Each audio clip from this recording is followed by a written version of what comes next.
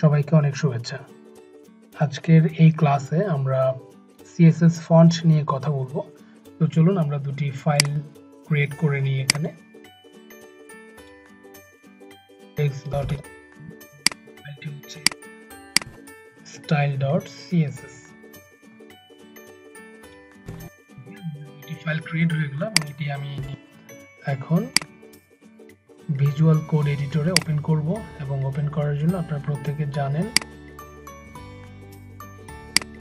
আমি আমার ফাইলটি যেখানে আছে সেই ফাইলটিকে ওপেন করে নিচ্ছি। ফোল্ডারটা সিলেক্ট করে দিলাম, তাহলে ফোল্ডারের ভিতরে যে দুটি ফাইল আছে সেই দুটি ফাইল এখানে ওপেন হয়ে যাবে এবং এখানে গিয়ে আমরা HTML বেসিক যে কোডটা আছে সেটা লিখে নিচ্ছি। এটা লেখার জন্য আপনারা প্রত্যেকে জানেন যে নট সাইন দিয়ে এন্টার ক্লিক করলে পুরো স্ট্রাকচারটি চলে আসবে। তো এখানে আমরা লিখে দিচ্ছি CSS ফন্টস। ওকে, আমরা এখানে একটা H1 নিব এবং H1 এর মধ্যে আমরা এখানে দিলাম CSS ফন্টস। সো এটি হচ্ছে আমাদের H1। আমরা এটাকে ওপেন করব ব্রাউজারে। সো ব্রাউজারে ওপেন করার জন্য আমরা এখান থেকে রিভিল করতে পারি। সো আমি এটিকে ওপেন করব গুগল ক্রোমে। আমি এটিকে গুগল ক্রোমে ওপেন করে নিলাম। সো এইটিকে আমি এখানে পাশাপাশি ওপেন করব, পাশাপাশি যাতে দেখে করা যায়। আমি জাস্ট এটা এইভাবে নিলাম, এটাকে বামে রাখি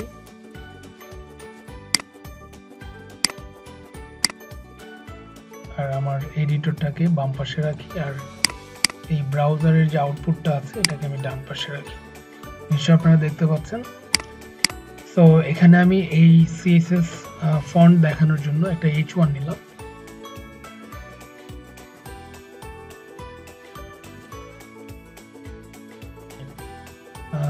CSS এর মাধ্যমে বিভিন্ন স্টাইল করে দেখাবো। তো চলুন এই জন্য আমরা আমাদের CSS ফাইলটিকে এখানে লিংক করে নেই। আমাদের CSS ফাইলটির নাম হচ্ছে style.css। ওকে, তাহলে আমরা এবার আমাদের CSS ফাইলটিকে এখানে ওপেন করলাম, মিনিমাইজ করলাম। তো এখানে যেহেতু H1 আমরা H1 কে কল করলাম এবং এখানে গিয়ে আমরা এট ফার্স্ট যে এটা ইউজ করব হচ্ছে ফন্ট ফ্যামিলি। তো ফন্ট ফ্যামিলি আমরা ইউজ করব agency FB। So agency FB use করব করে আমরা এটাকে সেভ দিলাম এবং এখানে দেখেন এখানে কিন্তু ফন্ট চেঞ্জ হয়েছে স্টাইল। সো আমরা ফন্টের নাম এখানে যদি যে কোনো একটা ফন্টের নাম দিলাম, সাপোজ এজেন্সি FB, তাহলে এই ফন্টটি চেঞ্জ হয়ে আপনার এজেন্সি FB যে ফন্ট আছে এই ফন্ট হয়ে যাবে। আরও ভিন্ন যে ফন্ট আছে সেগুলো নিয়ে আমরা পরের ক্লাসে কথা বলবো, কিভাবে গুগল ফন্টস ইউজ করতে হয় বা এক্সটার্নাল যে ফন্টগুলো আছে সেই ফন্টগুলো কিভাবে এখানে ইউজ করতে হবে সেটা পরের ক্লাসে দেখাবো। আমি আজকে আরও কিছু প্রপার্টি এবং ভ্যালু এখানে দেখাই। তো H1 সিলেক্টরের আন্ডারে আমরা যদি আরও কিছু প্রপার্টি লিখি, দেখুন যেগুলো কমনলি ইউজ হয় সাধারণত, আমরা এখানে ফন্ট সাইজ দিতে পারি। আমরা font size, font hyphen size, এখানে যদি আমরা ফন্ট সাইজ ধরুন এখানে 20 পিক্সেল দিলাম, আমরা চাইলে পিক্সেল দিতে পারি।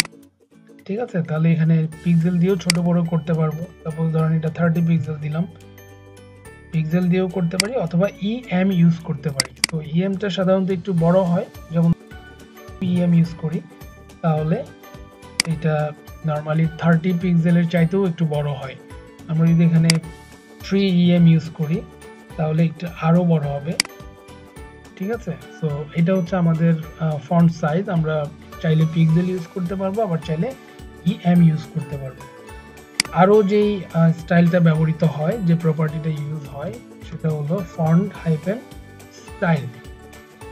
সো ফন্ট হাইফেন স্টাইলের মধ্যে ফন্ট স্টাইলটা কেমন হবে, এটা কি ইটালিক হবে নাকি বোল্ড হবে। সাপোজ ধরুন এটা যদি আমি বোল্ড না, যদি আমরা রেগুলার দেই তাহলে তো রেগুলার থাকবে বা নর্মাল থাকবে।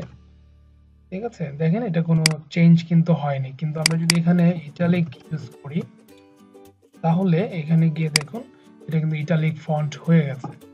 সো তো এখানে আমরা চাইলে এই ফন্ট স্টাইলের মধ্যে ইটালিক, নরমাল অথবা রেগুলার এগুলো ইউজ করতে পারি। আমরা চাইলে এখানে বোল্ড ইউজ করতে পারি। এই এগুলো অর্থাৎ এখানে যে প্রপার্টিটা ইউজ করলাম ফন্ট স্টাইল, এটা চাইলে আমরা HTML এর মাধ্যমে ইউজ করতে পারি। HTML এ ইউজ না করে সচরাচর CSS এর মাধ্যমে ব্যবহার করাই ভালো। তো আমরা এখানে ইটালিক রাখবো,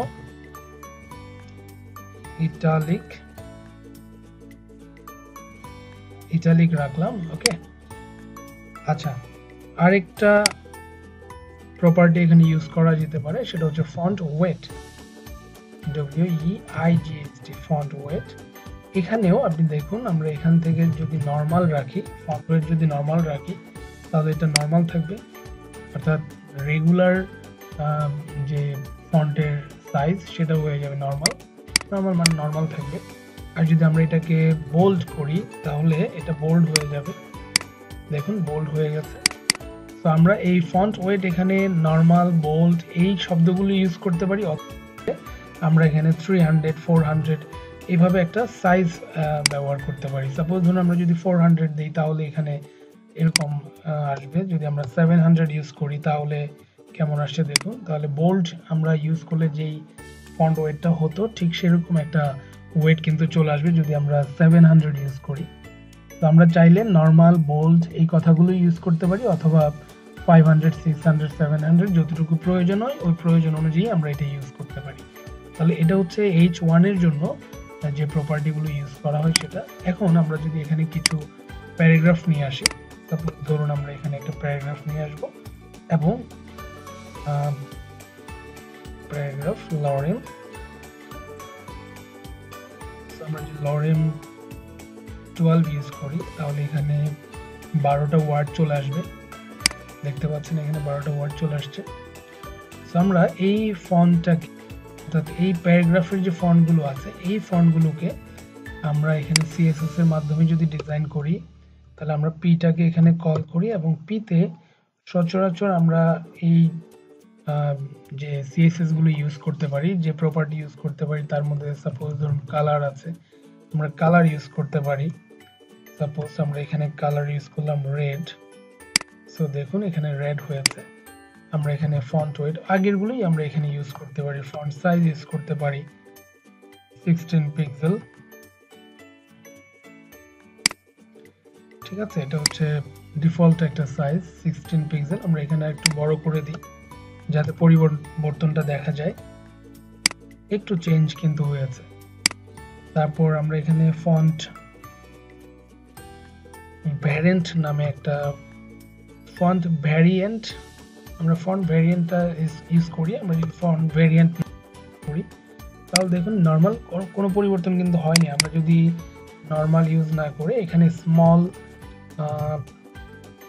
হাইপেন ক্যাপস, আমরা যদি স্মল ক্যাপসটা ইউজ করি তাহলে কি হচ্ছে দেখুন, এখানে কিন্তু সবগুলো ক্যাপিটাল লেটার হয়ে যাবে এবং ক্যাপিটাল লেটার হলেও কিন্তু এটা একটু মোটামুটি বড় হবে। অর্থাৎ ক্যাপিটাল লেটার হলেও কিন্তু দেখুন এখানে প্রথম অক্ষরটা বড় আছে, শুরুটা বড় হয়েছে, এবং মানে সেন্টেন্সের প্রথম অক্ষরটা বড় হচ্ছে এবং পরেরগুলো আপনার ছোট থাকছে।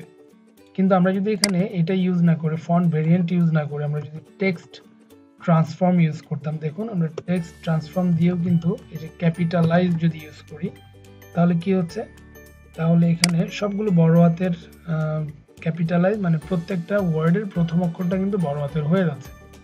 তো আমরা ক্যাপিটালাইজও ইউজ করতে পারি, আমরা চাইলে ফন্ট ভ্যারিয়েন্টও ইউজ করতে পারি, যেটা আমরা চাইলে এখানে আপার কেস ইউজ করতে পারতাম।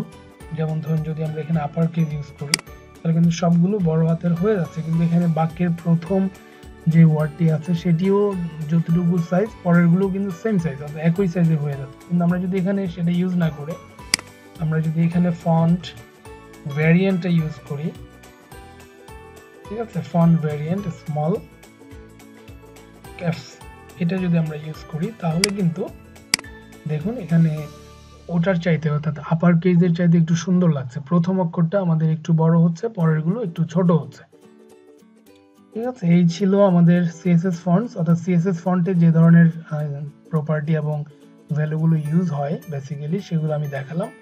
তো পরের ভিডিওতে আমরা কিভাবে এক্সটার্নাল সিএসএস ইউজ করে এক্সটার্নাল ফন্ট ইউজ করতে হয় সিএসএস এর মধ্যে, এই বিষয়গুলো নিয়ে কথা বলবো। তো আশা করি এই ভিডিওটি দেখে আপনারা ফন্টের যে প্রপার্টিগুলো আছে এগুলো ঠিকঠাক মতো ইউজ করতে পারবেন। ধন্যবাদ সবাইকে।